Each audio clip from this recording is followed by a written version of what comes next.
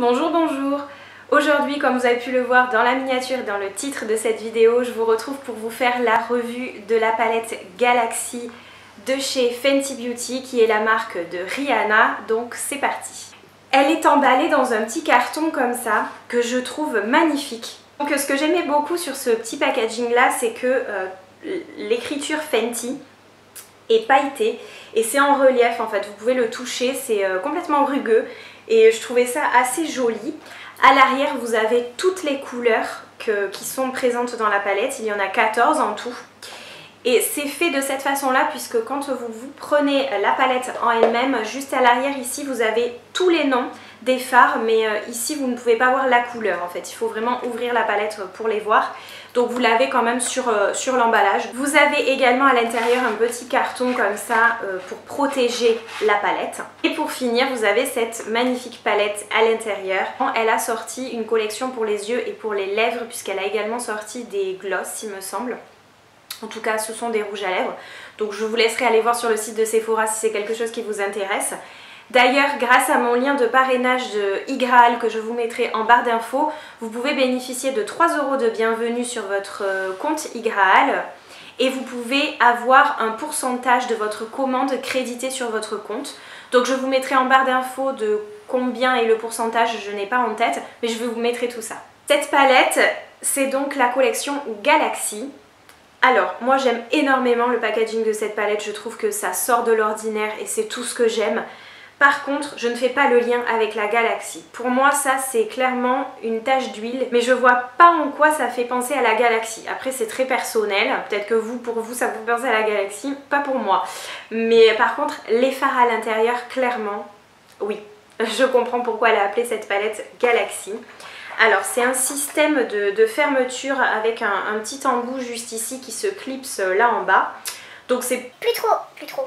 C'est plutôt pratique pour la fermer, au moins on est sûr que si on voyage avec, elle ne risque absolument rien, donc je trouve ça plutôt pas mal. Vous avez un très grand miroir, bon là on me voit dedans, vous avez un très grand miroir, donc ça merci, parce que certaines palettes vous n'avez pas de miroir à l'intérieur, c'est clairement la galère. Par contre les fards, clairement là oui, c'est le terme Galaxy convient très bien, je les trouve magnifiques. Alors par contre ce sont que des fards irisés, pailletés, je sais pas trop comment les décrire. Ils ont vraiment des reflets, c'est impressionnant. Suivant comment vous bougez la palette, de là à là déjà on voit qu'il y a une différence de couleur, voilà.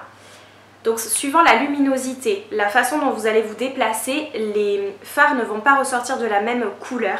Et c'est ce que j'aime énormément avec cette palette. En termes d'utilisation par contre, c'est vraiment une palette qu'il va falloir associer à une autre. Moi j'aime bien associer un fard comme celui-ci sur ma paupière mobile et mettre dans le creux de paupière et sur la paupière fixe plutôt un fard mat, du coup je trouve ça plus joli. Mais ça c'est personnel clairement. Donc très franchement, si c'est un premier achat pour vous de palette, ça serait une première palette à acheter, je vous conseillerais vraiment pas de prendre celle-ci. Au niveau de la texture des fards, c'est quelque chose qui est assez crémeux. C'est un peu, j'en reviens un petit peu à la palette Huda parce que ça me fait vraiment penser à celle-ci. Tous les fards qui sont texturisés, ceux-là c'est exactement le même principe. J'ai eu quelques chutes juste en dessous des yeux, légères, parce que je l'utilise avec le doigt. Tous les fards je les utilise avec les doigts. Tous ceux qui sont crémeux comme ça, qui ont une texture particulière, je préfère les utiliser avec les doigts pour être sûre que au niveau de la paupière, ça ne sera pas trop transparent. Il y aura vraiment du fard dessus en fait. Parce que quand vous utilisez ce genre de fard là, ce genre de texture là avec un pinceau, vous avez encore plus de chances d'avoir des chutes. Donc votre teint, je vous conseille de le faire après, vraiment. Commencez par les yeux quand vous utilisez ce genre de fard là. Commencez par vous maquiller les yeux et vous ferez votre teint après pour pouvoir vous démaquiller le dessous de l'œil, enlever les chutes et après faire votre teint. Et quand on l'utilise avec un pinceau, ça fait beaucoup de chutes et ça ne s'accroche pas forcément au poil du pinceau. Alors que sur le doigt, ça accroche vraiment très très bien et il suffit après de le mettre sur l'œil. Alors soit en tapotant, soit en balayant légèrement, mais toujours en essayant de faire des gestes doux et délicats pour pas que la matière s'enlève tout simplement. Mais vraiment avec le pinceau, je vous conseille pas, c'est vraiment trop compliqué à utiliser. D'autant plus que comme vous allez pouvoir le voir dans les images, encore une fois, quand je vais appliquer dans le creux de la paupière un autre fard pour pouvoir estomper tout ça, ça va enlever un petit peu la matière. Donc j'en remets par-dessus encore une fois avec mon doigt. Il y a des verts, le vert qui est juste là en haut, il est splendide. Celui-là, il est un petit peu plus turquoise. Ce bleu foncé là, il est magnifique. Il me tarde de faire un maquillage avec parce que rien que dans la palette, je l'aime déjà. Donc moi, j'ai utilisé ce fard là pour ce maquillage là, comme vous allez pouvoir voir après. Vous avez un doré. Alors c'est un doré qu'on peut retrouver, je pense, dans plusieurs palettes déjà. Mais comme je vous disais, suivant la lumière, il change un peu de ton. Donc ça change quand même pas mal. Mais vraiment, il y a ces deux couleurs-là, je pense, qui sont plus faciles à utiliser. Quoique celle-ci, mais celle-ci, c'est plutôt un marron chaud, assez sympa. Donc celui-ci, il est quand même facile à utiliser. Mais après, c'est clair qu'il faut aimer la couleur pour prendre cette palette. Sinon, ça ne vous correspondra absolument pas. Le dernier petit point négatif, entre guillemets, c'est que cette palette est splendide. Par contre, on voit les traces de doigts dessus, c'est hallucinant. Quand on voit le prix, il faut vraiment pouvoir se le permettre. Après, je trouve que c'est quand même une très bonne palette. Les fards sont quand même de bonne qualité. Ils sont légèrement en transparence. Là, j'ai quand même pris une couleur, comme vous avez pu le voir, assez foncée. Pourtant, quand on l'applique sur la paupière, ça devient un petit peu en transparence. Donc peut-être que de mettre une petite base de la même couleur sur la paupière, ça peut accentuer un petit peu le fard. Moi je vous conseille vraiment, comme j'ai fait, de l'appliquer une première fois, d'estomper avec un autre fard et après d'en remettre pour que ça soit beaucoup plus intense. Donc c'est vrai que c'est un peu le point négatif, je trouve, de cette palette, c'est qu'on paye quand même 54,95 € et que les fards sont légèrement en transparence. J'essaierai avec les autres fards, je me maquillerai et je vous dirai tout ça, je vous donnerai mon avis sur Instagram, donc n'hésitez pas à venir me suivre, je vous mets toujours le lien dans la barre d'infos. Je vous laisse tout de suite avec le tuto, si je peux dire ça comme ça, même si je suis très loin d'être maquilleuse professionnelle, hein. Mais bon, je vous laisse avec cette idée de maquillage, donc j'espère que ça va vous plaire et je vous retrouve juste après.